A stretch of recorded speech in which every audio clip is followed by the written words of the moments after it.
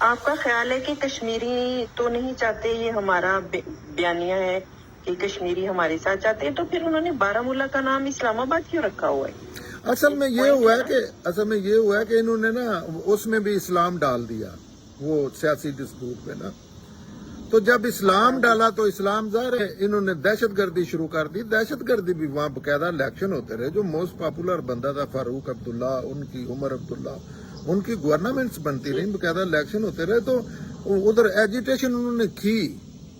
India نے بھی کچھ غلط حرکتیں کی، لیکن ظاہر ہے اس میں، اور وہ آپ دیکھیں پورے کشمیر میں آج تک کوئی شٹ ڈاؤن نہیں ہو. پورے کشمیر میں ایک دو سٹیز میں تھا تو انہوں نے رکھ لیا ہوگا. وہ تو ابھی کسی کشمیری سے پوچھے سے پاکستان نے تو ان کا کیس جو ہے اس کو خراب کر دیا، کیونکہ یہ کوئی نہ کوئی ایسا جا کے وہاں اٹیک کر دیتے تھے ان کا اچھا بھلا. کیونکہ دنیا اس ٹائم نا ابھی اس نیج پہ آ گئی ہے. یو این اے میں لکھا ہے عالمی طاقتوں نے پورے جن جگہوں پہ ان کا قبضہ تھا، جو فاتحین تھے ورلڈ وار کے، انہوں نے پوری دنیا کو آزادی دی ہے. تو اب دنیا میں ایک ان ریٹن لا بن گیا ہے کہ جس خطے کے لوگ جب چاہیں گے نا تو ان کو کوئی نہیں روک سکتا. آزادی ملے گی. کامیاب ہوتی ہیں تحریکیں آج کل جو سیاسی جمہوری حوالے سے ہوتی ہیں، وہ انہوں نے رہنے نہیں دی. جہادی سا کلچر ان کا تھا جہاں پوری دنیا میں ذلیل خوار ہو کے، اب وہ بھی چھوڑ رہے ہیں